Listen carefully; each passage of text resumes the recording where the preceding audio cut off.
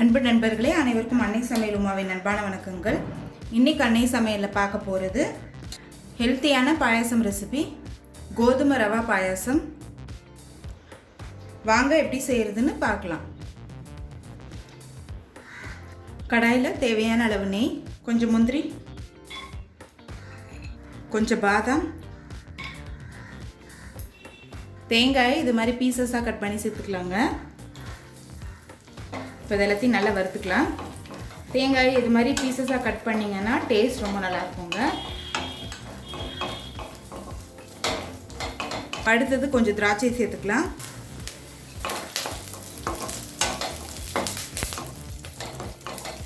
இப்போ எல்லாத்தையும் நல்லா வறுத்தாச்சு. இப்போ இதை எடுத்து தனியாக வச்சிடலாம். இப்போ அடுத்து அரை கப் கோதுமை ரவையை சேர்த்துக்கலாம். இப்போ நெய்யிலே நல்லா வறுத்துக்கலாங்க. ரோஸ்டடாக இருந்தால் கூட நெய்யிலே வறுத்து போட்டிங்கன்னா டேஸ்ட் ரொம்ப நல்லா இருக்குங்க. கோதுமை ரவையை நல்லா வாசனை வர வரைக்கும் வறுத்தாச்சு. இப்போ இதை வேக வச்சிடலாம். இப்போ குக்கரில் 1.5 கப் தண்ணி சேர்த்துக்கலாங்க.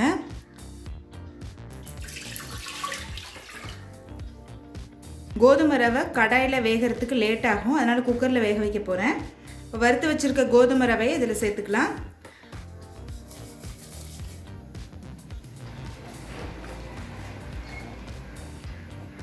இப்போ மூடி போட்டு குக்கர்லேருந்து 2 விசில் வந்தோடனே இறக்கி வச்சிடலாம்.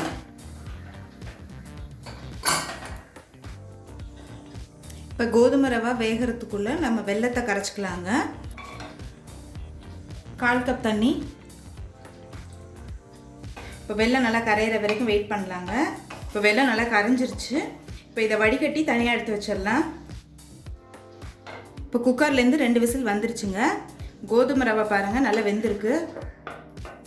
அடுத்து வடிகட்டின வெள்ளை கரைசலை சேர்த்துக்கலாம்.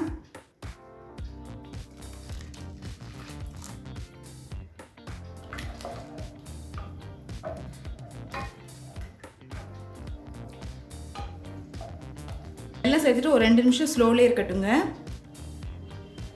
இப்போ அடுத்தது 3 ஏலக்காயை தட்டி போட்டுக்கலாங்க.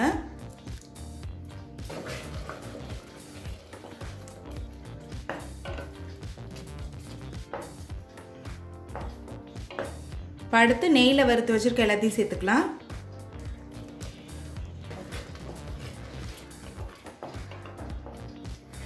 எல்லாத்தையும் நல்லா மிக்ஸ் பண்ணியாச்சு.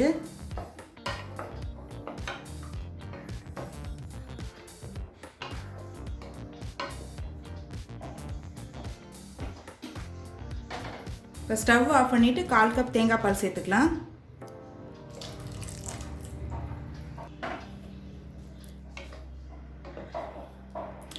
தேங்காய் பால் ஸ்டவ் ஆஃப் பண்ணிட்டு தான் சேர்க்கணும், அப்படி இல்லைன்னா திரிஞ்சு போயிடும். இப்போ குக்கர் சூட்டில் 2 நிமிஷம் இருக்கட்டுங்க. இப்போ 2 நிமிஷம் ஆயிடுச்சுங்க. கோதுமை ரவா பாயாசம் ரெடி ஆகிடுச்சு. சர்வ் பண்ணிடலாம். இப்போ சுவையான கோதுமை ரவா பாயாசம் ரெடி ஆகிடுச்சுங்க. ரெசிபியை ட்ரை பண்ணி பாருங்கள், கண்டிப்பாக உங்களுக்கே பிடிக்கும். ரெசிபி பிடிச்சிருந்ததுன்னா வீடியோவை லைக் பண்ணுங்கள், கமெண்ட் பண்ணுங்கள், ஷேர் பண்ணுங்கள். இது வரைக்கும் அன்னை சமையல் சேனலில் சப்ஸ்கிரைப் பண்ணலைன்னா சப்ஸ்கிரைப் பண்ணுங்கள். தேங்க்யூ.